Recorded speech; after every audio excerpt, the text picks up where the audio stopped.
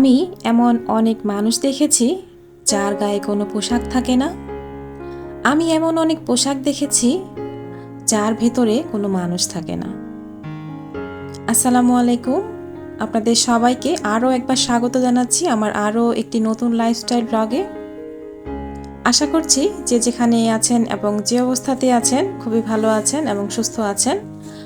আলহামদুলিল্লাহ, আল্লাহর অশেষ রহমতে আমরাও অনেক ভালো আছি এবং সুস্থ আছি। আলহামদুলিল্লাহ। এই যে ভালো থাকার সংজ্ঞাটা কিন্তু এক একটা ব্যক্তির কাছে এক এক রকম। আজকে থেকে বেশ কয়েক মাস আগে আমি ফেসবুক স্ক্রল করতে করতে হঠাৎ করে দুটো লাইন আমার বেশ নজরে আসে।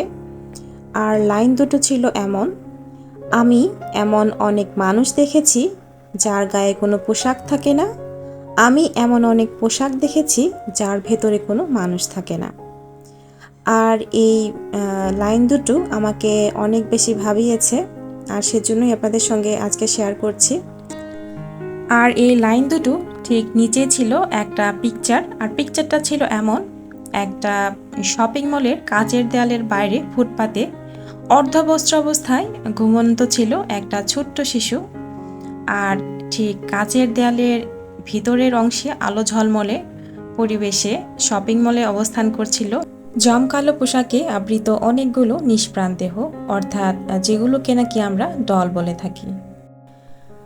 আমাদের কিন্তু জীবন নিয়ে অনেক সময় অনেক ধরনের অভিযোগ থাকে। জীবনে অনেক কিছুই এখনো করতেই পারলাম না, জীবনে এখনো অনেক স্বপ্ন অপূর্ণই রয়ে গেল, অনেক চাওয়া অনেক পাওয়ার হিসেব নিকেশ আমরা মেলাতে থাকি, কিন্তু সেটা কোনোভাবে মিলে না। অনেক সময় দেখা যায় অনেকেই অনেক ক্ষেত্রে জীবনে সামনে এগিয়ে চলার সেই যে মানসিক শক্তি সেটা হারিয়ে ফেলি। ফুটপাতে ঘুমন্ত অর্ধবস্ত্র অবস্থায় সেই শিশুটির কথা মনে করলে কিন্তু নিজের জীবনের এই সমস্ত অপ্রাপ্তিগুলোকে নিতান্তই তুচ্ছ এবং নিতান্তই হালকা মনে হবে। জীবনের মানে কিন্তু আমার থেকে সেই ছোট্ট পথ শিশুটির কাছে অনেক বেশি স্পষ্ট এবং অনেক বেশি কঠিন। তাই জীবনে আসলে ভালো থাকার মানেটাকে আমাদের কাছে একটু সহজভাবে ভাবতে হবে। ভালো থাকতে চাইলেই আসলে অনেকভাবে ভালো থাকতে চেষ্টা করা যায়, আর ভালো থাকতে না চাইলে আসলে অনেক কিছু পাওয়ার পরও ভালো থাকা যায় না। এটা আসলে নির্ভর করে মানুষের প্রত্যেকটা মানুষের মানসিকতার উপরে। তো যাই হোক, আপনাদের সঙ্গে কথা বলতে বলতে কিন্তু আমি আমার বেডরুমটা গুছিয়ে নিচ্ছি। আর আজকে হচ্ছে আমি আমার যে বেড সাইড টেবিলটা আছে সেটাতে আমার যে ড্রয়িং রুমের ফ্লাওয়ার ভাসটা ছিল সেটা এনেছি, জাস্ট যাতে করে একটু লুকটা চেঞ্জ হয়। আসলে সবসময় তো আসলে চাইলেই লুক পরিবর্তন করার জন্য বাইরে থেকে নতুন কিছু কিনে এনে বাসাটাকে সাজানো সম্ভব হয় না, আর এটা আমি মনে করি সবসময় ঠিকও না। আমি সেজন্য চেষ্টা করি যখনই এরকম নতুনত্ব আনতে ইচ্ছা করে, ঘরের মধ্যে দেখা যায় এদিক সেদিক করে ঘরের এই রুমের জিনিস এই রুমে এভাবে সেভাবে করি, আমি ঘরের মধ্যে একটু নতুনত্ব আনার চেষ্টা করি যাতে একঘেয়েমি না লাগে। যেমন আমি আমার হচ্ছে এই যে বেডসাইড টেবিলটা, সেখানে যে আগের ফ্লাওয়ার ভাসটা ছিল সেটাকে আমি একটু চেঞ্জ করে এখানে আমার ড্রয়িং রুমের ফ্লাওয়ার ভাসটা এনে রেখেছি, এবং সেখানে দুটো স্টিকের মধ্যে আমি একটা স্টিক দিয়েছি। আর আমার কাছে মনে হচ্ছে যে শুধু হোয়াইট দেওয়াতেও বেশ একটা অন্যরকম নতুনত্ব মনে হচ্ছিল।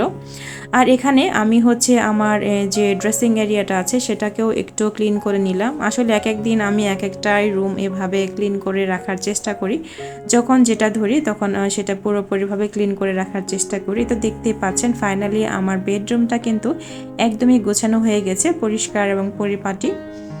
আর বেডরুম বা পুরো বাসাটা গোছানো থাকলে মন এত বেশি ভালো থাকে, এত বেশি পরিচ্ছন্ন লাগে, কি বলবো।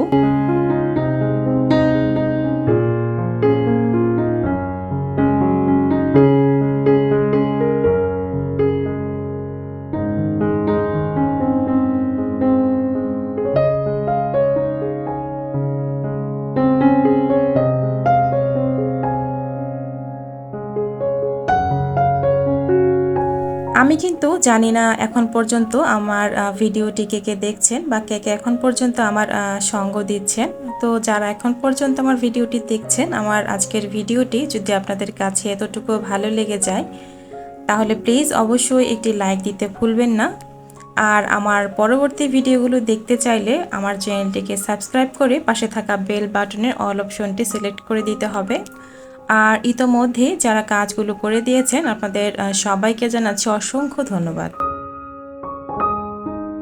আর এখন চলে এসেছি আমার দুপুরের রান্না বান্নায়। আর আজকে দুপুরের রান্নার জন্য আমি এখানে হাতে মাখিয়ে গরুর যে মাথার মাংস সেটাকে বসিয়ে দিয়েছি। আর এখানে আমি কিছু রসুন দিয়ে দিয়েছি আস্ত আস্ত। আর এভাবে মাথার মাংস মাখিয়ে রান্না করলে আমার কাছে খেতে অনেক বেশি ভালো লাগে।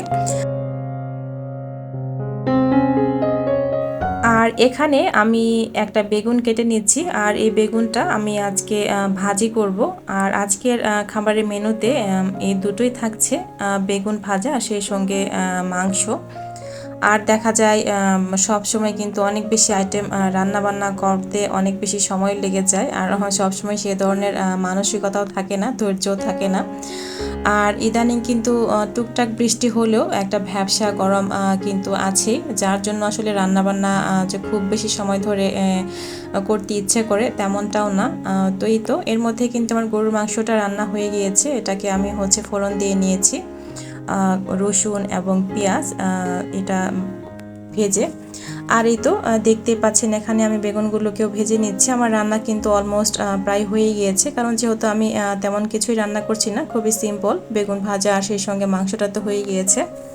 জীবন থেকে যত বেশি দিন অতিবাহিত হয়, জীবনের অভিজ্ঞতার ঝোলিও কিন্তু তত বেশি পরিপূর্ণ হয়। আর সেই অভিজ্ঞতা থেকে কিন্তু জীবনের নতুন নতুন উপলব্ধি আসে। আর জীবনে ভালোভাবে বেঁচে থাকার জন্য সবসময় যে বই থেকে বা কোনো বিশেষ জায়গা থেকে মোটিভেশন খুঁজতে হবে আমার কাছে কিন্তু তেমনটা মনে হয় না। আমার কাছে মনে হয় আমাদের চারপাশে ঘটে যাওয়া অনেক ছোট ছোট ঘটনার মাধ্যমেও আমরা ভালোভাবে বেঁচে থাকার জন্য মোটিভেটেড হতে পারি। এতক্ষণ যারা খুবই ধৈর্য সহকারে আপনাদের মূল্যবান সময় থেকে কিছুটা সময় আমার জন্য রেখেছেন, আমার ভিডিওটা দেখছেন, আপনাদের সবাইকে জানাচ্ছি আরও একবার অনেক অনেক ধন্যবাদ। আর আজকের ভিডিও থেকে এখানেই বিদায় নিয়ে নিচ্ছি। পরবর্তী ভিডিও দেখার আমন্ত্রণ রইল। যে যেখানেই থাকুন ভালো থাকুন এবং সুস্থ থাকুন। আল্লাহ হাফেজ।